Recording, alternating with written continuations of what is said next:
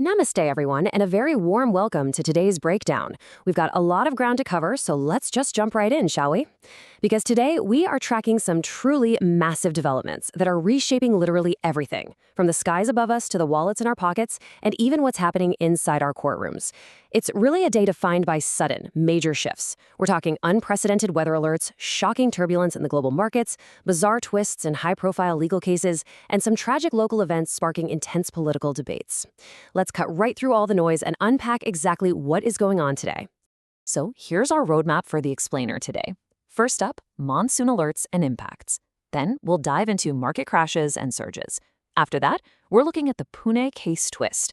And finally, we'll wrap up with tragedies and political controversies. All right, kicking things off with part 1, monsoon alerts and impacts. Let's start with our first macro force, which is the shifting weather patterns absolutely sweeping across North India right now.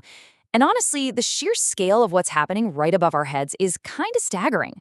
50 kilometers per hour, that is the massive wind and rain alert officially issued for the next few hours.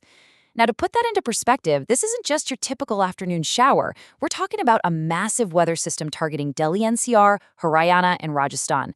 When you're dealing with 50-kilometer-per-hour winds, you're looking at the kind of weather that can seriously disrupt infrastructure, wreck your commute, and honestly just bring daily life to a grinding halt. And because of this system, we're seeing some wildly different realities on the ground. On the one hand, the consequences have been devastating. In Uttar Pradesh, storms and heavy rains have tragically led to several deaths, which is just a heartbreaking reminder of how lethal these monsoon surges can actually be. But at the exact same time, we're seeing some really proactive measures successfully playing out elsewhere. Authorities have essentially locked down foolproof security preparations for the Amarnath Yatra, keeping folks safe despite these crazy environmental conditions. It's this really stark contrast, right? Nature's total unpredictability going head-to-head with our structured human response. Moving right along to Section 2, market crashes and surges. Now, let's shift gears from the literal atmosphere to the economic one, because massive global forces are colliding in real time today, and the markets are basically being ripped in two completely opposite directions. Check this out. On one hand, we've got a global crash trigger. A specific announcement over in the US has completely crashed crude oil prices. And since we live in a hyper-connected world, that shockwave didn't just stop at the US border. It is actively hitting the Indian stock market as we speak. But wait, here's the wild part. Even with that broader market drag, we've got a massive corporate surge happening simultaneously. The Adani Group went ahead with a major stake sale, and instead of dropping, this strategic move actually caused the company's shares to surge. So global plummets on one side, targeted corporate climbs on the other. It is without a doubt a totally chaotic day to be an investor. And it's not just oil and corporate shares making waves today. A foundational economic pillar has taken a serious hit. The number to remember here is 17. Gold prices have just recorded a massive 17-year major drop. Let that sink in for a second. Gold is traditionally seen as the ultimate safe haven asset, right? So to see it take a nosedive of this magnitude, something we literally haven't seen in nearly 2 decades, is absolutely shocking. It really signals a tectonic shift in how global wealth is being shuffled around today. Okay, taking a breath, let's zoom in a bit for Section 3, the Pune case twist. Stepping away from those dizzying macroeconomic numbers, we land squarely on the messy, high-stakes human element at the center of the highly discussed Pune murder case involving Suja. And this brings us to a really compelling, kind of baffling question that has completely derailed the legal proceedings.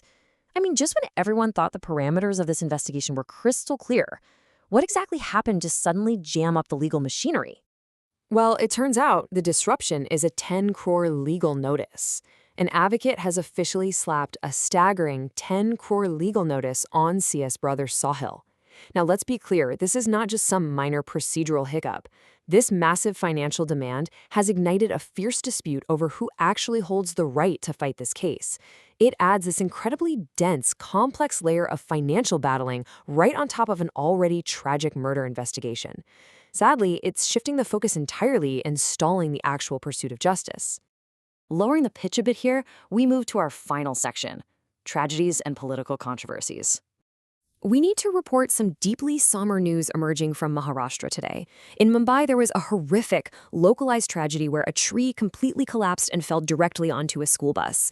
The devastating reality of this is that one child tragically lost their life, and 10 other individuals have been left injured. It's just a heartbreaking incident. Honestly, it instantly puts all the other macroeconomic and political news we've been talking about today into stark, sobering perspective. Concurrently, on the political front, a pretty major controversy is brewing right now. The Congress Party has officially demanded a special investigation team, or SIT probe. This demand centers around alleged irregularities regarding the donations made to the Ayodhya Ram Temple. Now, as an impartial observer, what we're seeing is the opposition raising pointed questions about the financial administration of one of the country's most prominent religious sites. Regardless of where you stand politically, there's no doubt this is going to be a major talking point, dominating headlines in the days to come. And I think that builds perfectly to our final thought for today's explainer, tying those macro forces back to our micro realities. From sudden 50-kilometer-per-hour winds and 17-year economic drops, to unpredictable legal twists and, sadly, tragic local accidents. It leaves all of us with a really critical question to chew on. How prepared are we, both individually and as a society, for these sudden shifts? The world is moving incredibly fast, and as we've explored today, change can literally drop from the sky, ripple out from a U.S. financial announcement, or land in your lap via a sudden legal notice. Keep that question in mind as you navigate the rest of your week. Thank you so much for joining me to unpack these crucial updates. Stay curious and keep seeking clarity.